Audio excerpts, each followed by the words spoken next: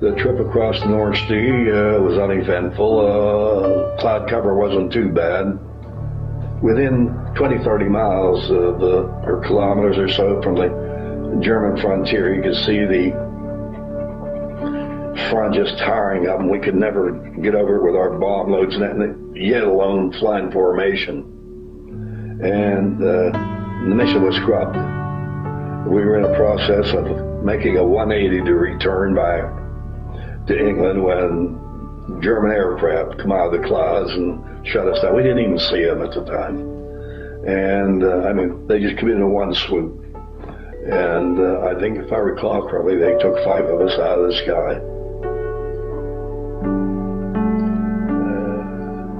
As a matter of fact, I didn't find out till later on that the radio operator was hit severely in the leg, and I think he eventually lost the leg. What leg, right or left, I don't know.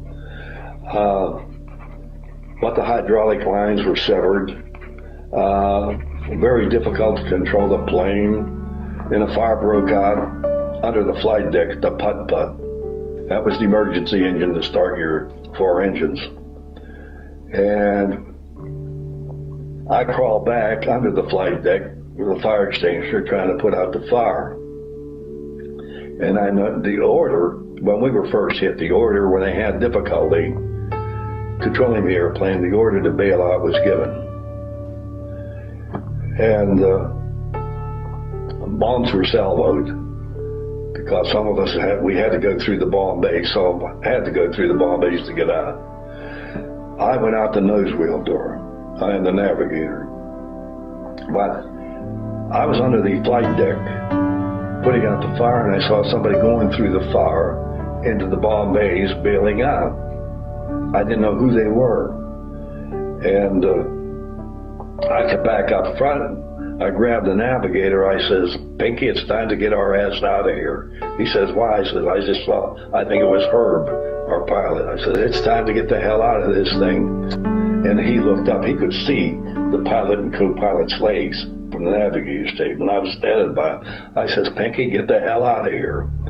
I was putting on my chute. I wore a chest-type chute because up in the nose of the plane with 2 men, if I wasn't in the nose turret, I mean, it was crowded. It was crowded. So he already had his on. And he went out, and I followed him. Went out the nose wheel. And somewhere in the exit coming down, I was zapped in the left leg. And I still don't know to this day what I hit. The doctor said, the Belgian doctor that tended my wound, which really I think saved my leg because it was already infected, said he thought it looked more like a contusion. But then I found out, I don't know how many years later, 50 years later, I had a small piece of metal in my left foot, back down to the heel, and I mean, I don't remember being shot, but I know my leg, my pants, and everything was just covered with blood. I was saturated with blood. And what frightened me, I mean, it was just sheer fright. But when I popped the chute, the pilot chute come up past my legs. And I thought, what the hell's wrong now? The pilot chute's supposed to be over my head, not my legs. That I didn't realize. I was somersaulting. I was falling head first. And when it pulled the main chute out, it pulled me with a force and jerked me that my flying boots, fur-lined flying boots that I had zipped up and tied with rawhide, slid right off just like they were greased. So the only thing I had on my feet were the heated elements into my flying suit, plugged into my flying suit. But I was lucky enough. Whatever made me tie my GI shoes onto my parachute harness, I don't know. But I needed those shoes. But anyhow, I was the last one out of the ship. Pinky and I. Pinky went on, then I went on.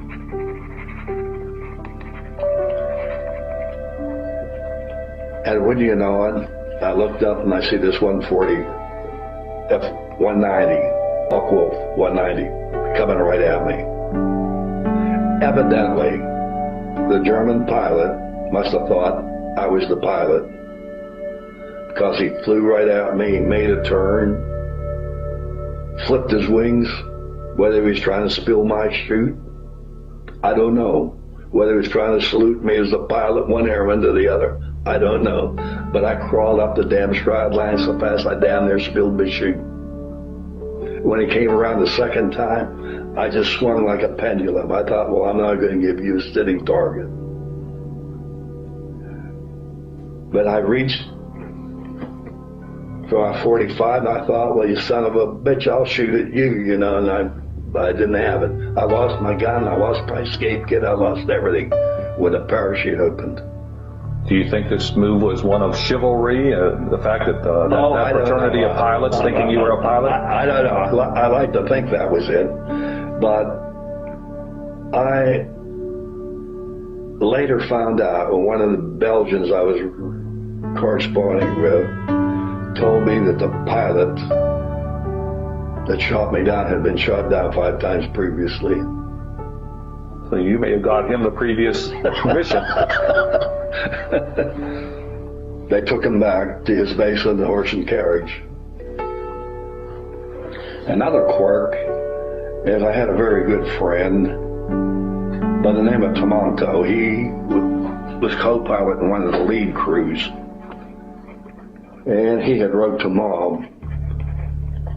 Of course, we were not married at the time, but he wrote to her and told her that she should feel confident because they had counted 8 shoots coming up.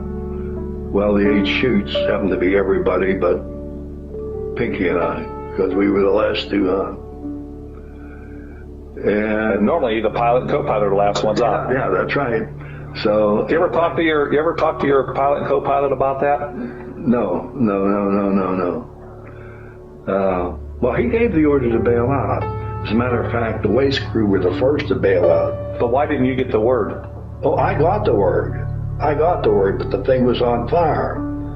And I knew damn well, I mean, 2,800 gallons of gasoline, high octane gasoline, 8,000 pounds of bombs, that thing would make one big boom. Well, you're busy fighting, so you were fighting the fire after giving the order to bail out? Yeah. I'll have to ding you in judgment.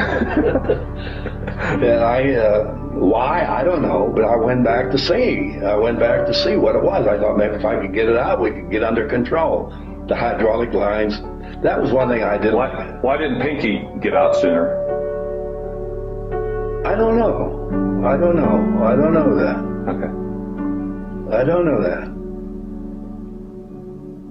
But Pinky always says, when he was alive, every time I ever talk to him on the phone, he says, Gene, you ever stop to think how damn lucky we are to be alive today? Beaucoup times, Pinky, beaucoup times.